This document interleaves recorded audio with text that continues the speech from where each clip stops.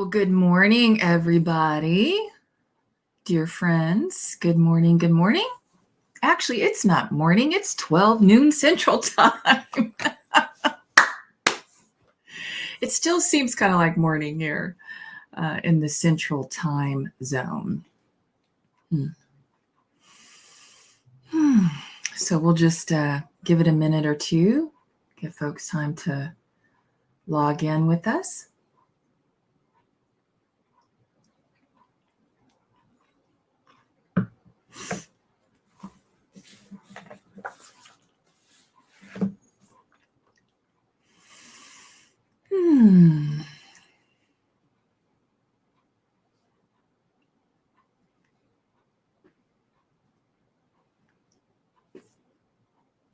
I am enjoying a rare cup of coffee this morning. That's something I normally do. Anything could happen. And it will. Try not to make the slurping sound. All righty, well, it's a couple of minutes after 12 noon Central Time, so let's just get started. And I will start by saying welcome to the 35th episode of Put a Myrtle on It. Put a Myrtle on It, the place to be for a little myrtle, a little prayer, and, just a little song. I am Reverend Ann Tabor, and it really is my great joy to be with you today, sharing this message. Now, if you are new to Unity and may not fully understand why this little program is called Put a Myrtle on It, let me just share a little bit with you about who Myrtle Fillmore was and is, because she lives on in each and every one of us. So Myrtle Fillmore is one of the co-founders of the Unity movement, along with her husband, Charles. Back in the late 1800s, they built what we know today as Unity. And along the way, also Silent Unity, which is one of the longest running telephone prayer ministries in the world, over 125 years. And also, you may be familiar with this wonderful publication, The Daily Word, read by hundreds and thousands of people from all walks of life. And so I am a Unity minister, licensed, ordained, Master of Divinity, all that good stuff. And I became a Unity minister because I love these spiritual principles. I believe in them. I know them to be true. And when I applied them to my life, they changed my life in the most magnificent ways. And I know that they can do the same for you. Now, of course, it works if you work it, right? But applying these spiritual principles, which are really ancient wisdom, can make a profound change for the better in your life. And so, over this last year during our pandemic, I say we are growing through this pandemic together. Every Friday at 12 noon Central, unless otherwise notified, we're going to just join together here in a collective consciousness and share a little myrtle, a little prayer, and a little song.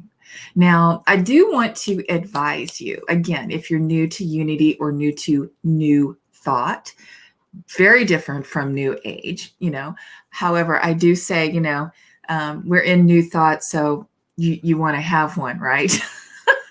But this is not magical thinking. This is not, there are no magic beans or, wands or any of that stuff. This is about you doing your work to awaken along your spiritual path, right? It's your own personal evolution, which certainly can feel like a revolution at times. But, we go through things in life. And so that's why these principles are so basic and solid and there to support you through anything that you may be growing through. Now, when I was in seminary, which, by the way, I was ordained exactly 6 years ago today. 6 years ago today. Whew, that has flown by. But when I was in seminary, I coined this phrase, put a myrtle on it. And so that's what I'm here to share with you today. How you can put a myrtle on it, right? How we can all do this. And again, this is not magical thinking. This is about taking in the theory, taking in the lesson, and then putting it into practice. Because if it's not applicable to your life, what's the point, right? That is the point. And then you get to decide what is yours to do. You take with you what resonates with you. So today, I'm going to be sharing from one of my favorites of Myrtle Fillmore. This is How to Let God Help You. And of course, there's emphasis on the word let, as in allow. So how to allow God to help you. Now, in some ways, like we just get in our own way, right? And so I love the title of this book because it is a consistent reminder that God is always ready. God is always ready. We have to get out of our own way sometimes to hear that still small voice, that whisper that is always there to support us and love us. And so today, I'm so excited about this. Today, I'm going to be reading from I'm going to be reading from chapter 11. So if you have this book, you can read along with me. And if you don't, just go purchase it. You want it. You want this one on your bookshelf, I promise you. It will not be collecting dust. Myrtle is such a gifted writer. She has such heart in her writings. Okay, so I digress. All right, we're going to start with chapter 11. Can you dig this title? Meeting the Cloven Hoof. Now, cloven hoofs are divided, right? So I think there's a little symbolic meaning there. Okay. Good morning, Caroline. Good morning, Tony. Good morning, Linda. And good morning, Keith and Marie. Okay, so we're going to get started. Page 65. Here's what Myrtle says. When he of the cloven hoof appears, count it all joy. For these times of moving forward from the right are the result of the spirit of good doing a much needed house cleaning work. What a great metaphor. Once you become master of yourself, you will not stir up a dust cloud of negativeness when you discover some hidden corner in your mind that needs to be freed and cleaned, right? From all those dusty, icky, negative cobwebs that you're thinking. In the old days, that was me, by the way, that was not Myrtle. In the old days, you had to use the broom. Now you may use a vacuum cleaner and avoid stirring up large quantities of dust. So you are learning how to use your mental vacuum cleaner, and you're overcoming and making things easier and more pleasant for those about you. The unpleasant condition is just temporary. Now, I don't know about you, but that is such a relief. It's not like we don't know that, but what a relief to be reminded of that. The unpleasant condition is just temporary, and it is dissolved by the truth that you are and have been thinking. Just as the best housekeepers use modern appliances to enable them to do their work with the least inconvenience and best results, you are helped by using the spiritual methods in renewing your consciousness and setting your body temple in order. And that, my dear ones, is the heart of what we are doing here today. Don't be disturbed by the temporary disorder. See it as the effects of soul and body to make adjustments, bringing to the surface the things that need attention and the baptism of spirit. That's some powerful words right there. Okay, now I'm moving on to the bottom of page 66. She says, to allow others to control you openly or according to conventionalities is to fail to fulfill God's plan in you. And of course, you cannot then be happy or healthy. Happiness comes with the realization that you are expressing what God has implanted in you and that you are not in bondage to anyone, particularly in your mind, right? To busy yourself with outside affairs simply to get away from the burdensome thoughts and feelings that arise from the sense of bondage will not get you anywhere. Now, I don't know about that. I think that there are times in our lives where we, it's beneficial for us to keep ourselves busy, right? But I don't think that's what she's talking about. I think she's talking about being in denial, right? She says such efforts are makeshifts, like a Band-Aid.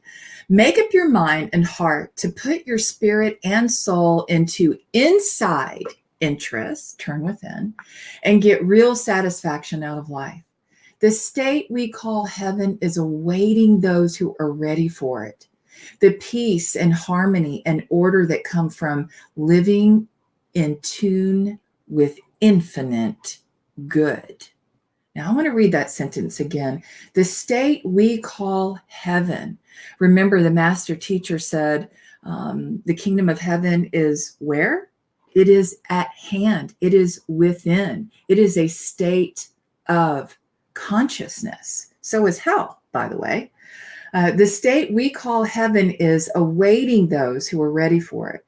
The peace and harmony and order that come from living in tune with infinite good. Now, of course, infinite good is God, right? Again, God is always ready. I'm going to pick up on page 69, about halfway through. She says, should one always, oh, this is so good. Should one always be sweet and forgiving? Now, if you're doing some forgiveness work right now, you are really going to appreciate this little lesson here. Should one always be sweet and forgiving? Yes, but not necessarily soft and without backbone and individual conviction. Be sweet. Know it is the expression of Christ's ideas in your consciousness. Be forgiving because the true light reveals the fact that others are only children, experimenting, trying to use what God has given, and dependent to some extent upon the discipline and help which come from bumping up against each other.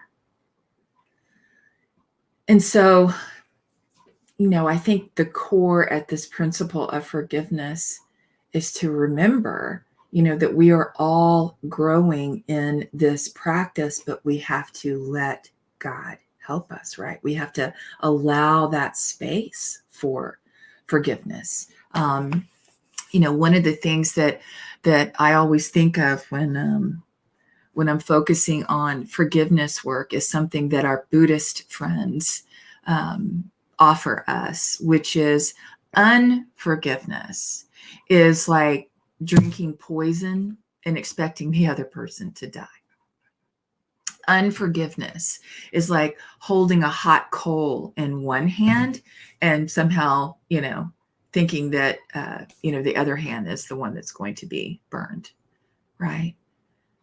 Forgiveness work is for us, right?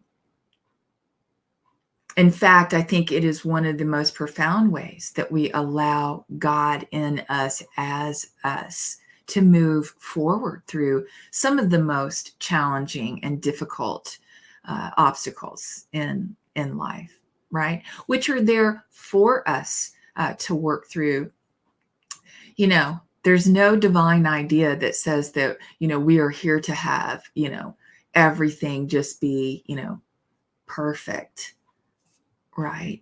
The obstacles before us, the trials and tribulations before us, the ones that become the testimony in the making, are there by divine appointment, and they are right and perfect for us, for you to work through. I know, I digress again. Okay, but here we go. So down at the bottom of page 69, she goes on to say, forgiveness is not silent consent. Oh, no, it's not. Forgiveness is not silent consent. The negative appearance of making the best of a situation while underneath there is resentment. Forgiveness is the art of putting something else in place of the thing forgiven.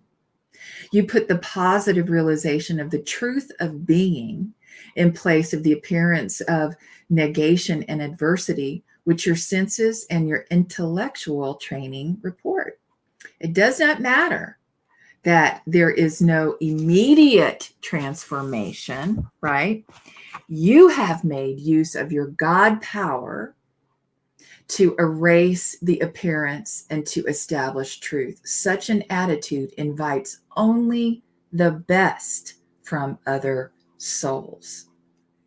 I think one of the things that Myrtle is pointing to here is that in some of these most challenging of circumstances, if we can practice shifting gears to tune into that infinite good and do our best to see things as God sees, right? Through God's eyes. I'm not saying it's easy, but there is a path to releasing resentment. Okay, moving on along now, over to the last page of this chapter on page 72. Last paragraph, she says, we are not to be too concerned with the appearance of inharmony, lack, and imperfection about us.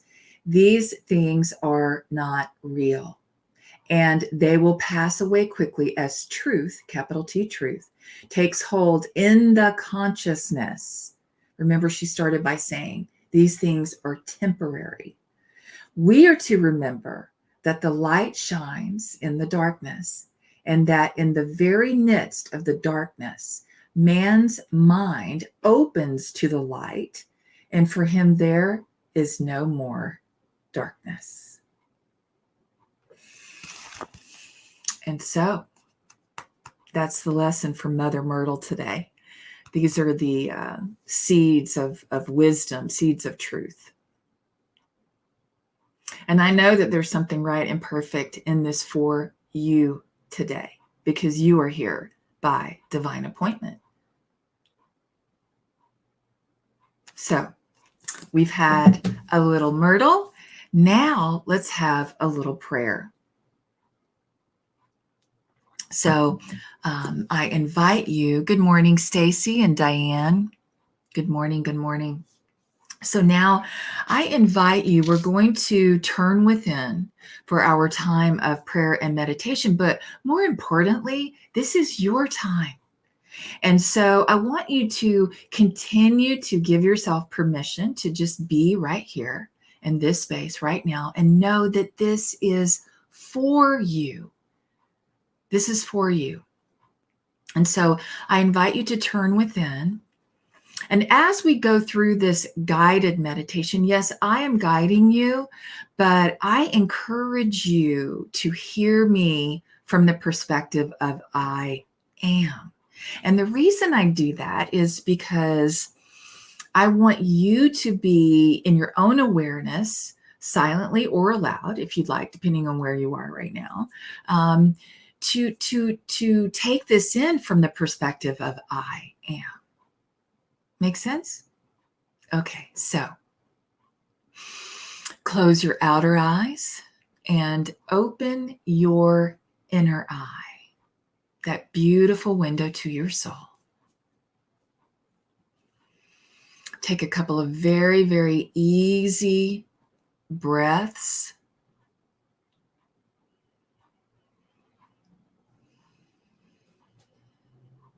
You're not trying to force anything. You're just breathing gently and easy.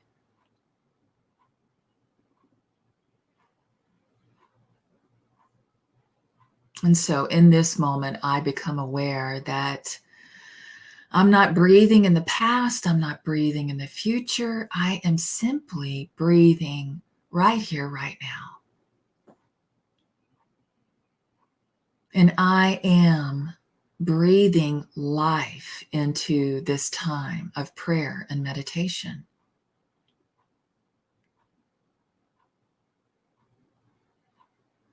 And so right here, right now, I allow my thoughts, my words, my actions, and my deeds to all come into alignment with my true nature, my love nature, my God nature.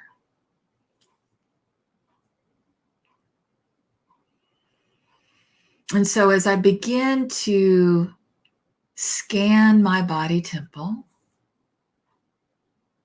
I do so blessing my body.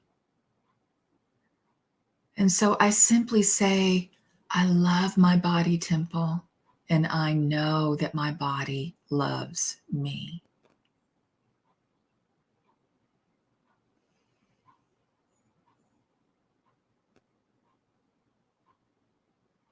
And so now as I connect even deeper with my physical body and my spiritual well-being, I begin by blessing my body. And so I bless my mind. I bless my consciousness. I bless my brain. I am open to training my brain.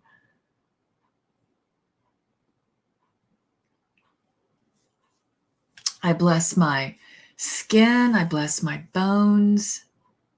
I bless my eyes, my nose, my cheeks, my face, my ears, what I hear, my lips, my tongue, my teeth, my gums.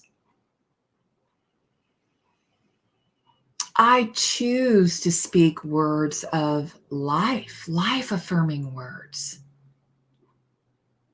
I bless my throat chakra, my voice. I use my voice for good in this world. I bless my arms, my hands, my breath, and I know that my hands, my feet, my breath are the very hands and feet and breath of God. And so I'm aware of this in how I show up in the world, and that I am always expressing God.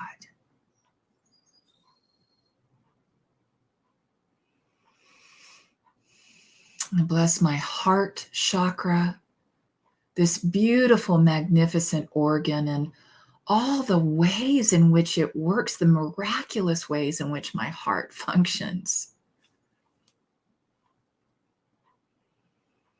And so to the note of today's teaching, I also open my heart to forgiveness. And I am aware of those areas in my life where I simply let go and I release what is not serving my best and highest good.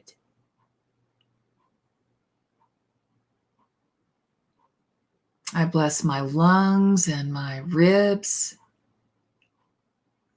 all of my internal functions, my nervous system, my solar plexus, my gallbladder, my liver, my kidneys, my colon. Speaking of releasing, my back, my spine, my entire pelvic region,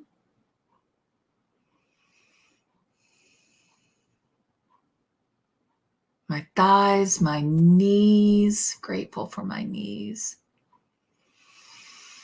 my calves, my ankles, my feet, and my toes. And so I'm just going to lift my feet ever so lightly as I am able off the floor. And I just allow my ankles to circle in one direction.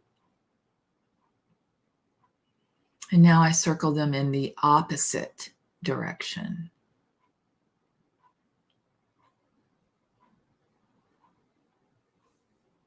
And now I place them back on the floor, realizing that I am grounded. I am rooted.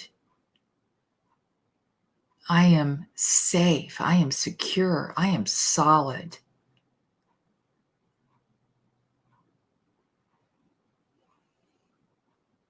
And so now, once again, I scan my body temple from the top of my head to the tips of my toes, soles of my feet. And now I am aware of those areas that are just brimming and radiating with this wonderful living energy of God, this glowing radiance of health and happiness.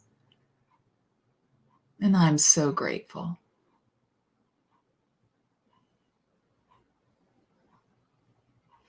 And now I turn my attention to those areas that are just asking for a little attention. Maybe there's a little whisper in a certain area, a physical area that's just needing some TLC. And so I allow those areas that are glowing with this life energy of health and abundance and goodness, allow them to wash over those areas that are asking for a little attention. Indeed, I allow the mighty currents of God's healing energy to wash over me now in every area of my body temple.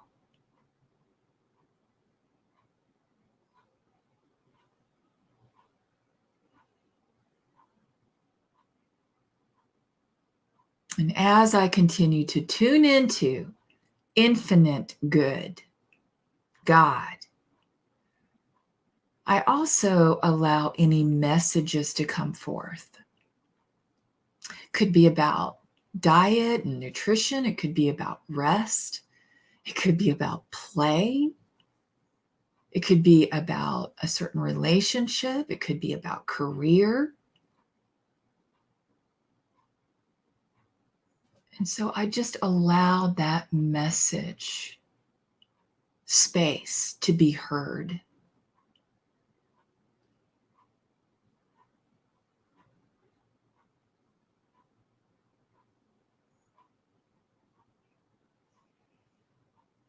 And so with gratitude, I take all of this with me now into a few moments of the silence where I deepen my experience of God. I deepen my experience of God right here, right now, with an open heart and an open mind.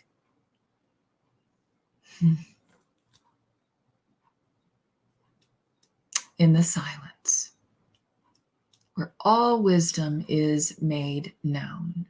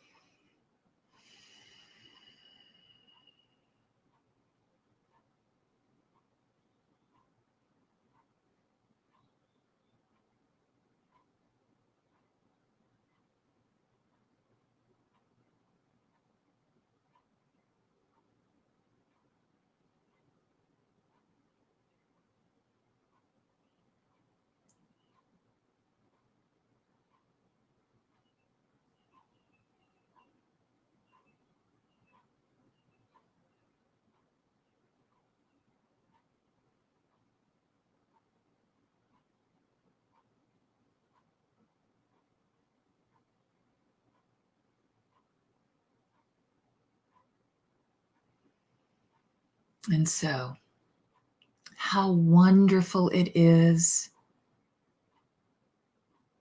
to tune into this precious, sacred space, to touch the stillness, to be reminded of the truth of who I am, that I am a child of God. I am one with God.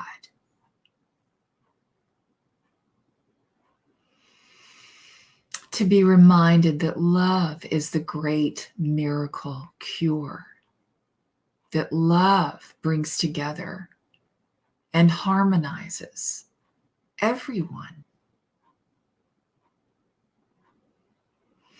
And so for this truth, for this awareness, I take this with me into the rest of my day with great love and joy and enthusiasm and gratitude. And so I pause for just a moment to simply say thank you. Thank you, sweet spirit. And so it is. Amen. Mm. Mm.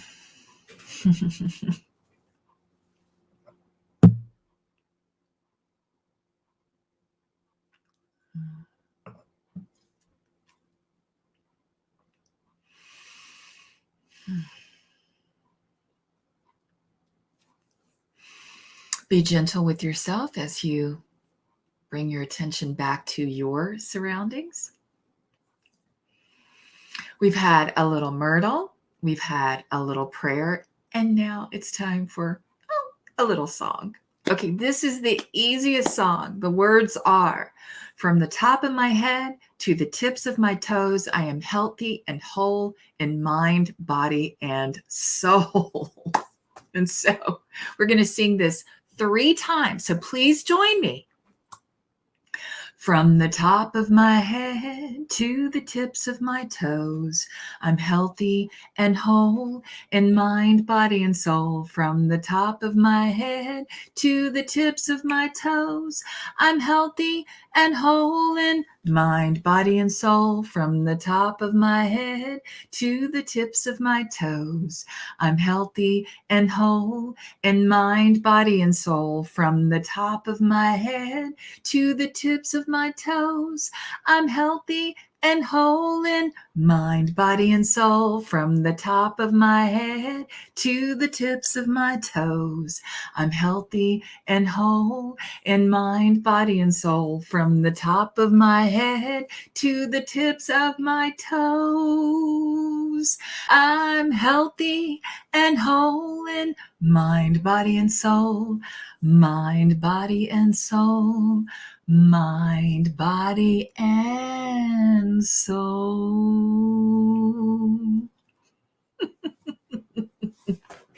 And that is how you put a myrtle on it. Woohoo! That's how you put a myrtle on it. I hope that you have enjoyed our time together today. I certainly have. I love doing put a myrtle on it. So I invite you to, don't leave it here. Take it with you. Immediately take it with you into the rest of your day and how you show up in your precious, precious life. I also want to invite you to share this live stream. You can do that by simply clicking your share button. And if you'd like to share your spirit of generosity, we certainly are open to receive. There are 3 very easy ways that you can give. One is by simply going to unityofarlington.org and click the donate button. We also use Tithely as our text to give app. And of course, the United States Post Office. You can always mail in your love offering. And all of this is posted on this live stream. Okay, I do want to also remind you to join us this Sunday right back here on Facebook Live at 11 a.m. Central Time this Sunday, June the 6th, because I am going to be continuing a series that I'm calling Faith Lift. Now, this week we'll be looking at Faith Lift 103, Got faith? I have to tell you, I am loving doing this series. I thought it was going to be a little simple two-parter, but I'm going to continue it through the month of June. So please do join us this Sunday, 11 a.m. Central Time, right back here on our Facebook, our Unity of Arlington Facebook page. Now, also a reminder that we have a Unity of Arlington YouTube channel.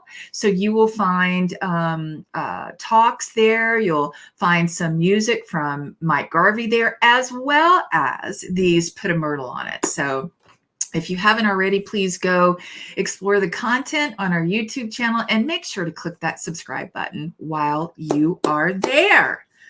Okay, well, this ends our time for today, but I will look forward to seeing you Sunday and then next Friday for another Put a Myrtle on It. Until then, I love you. I really do. Peace and blessings. Mwah.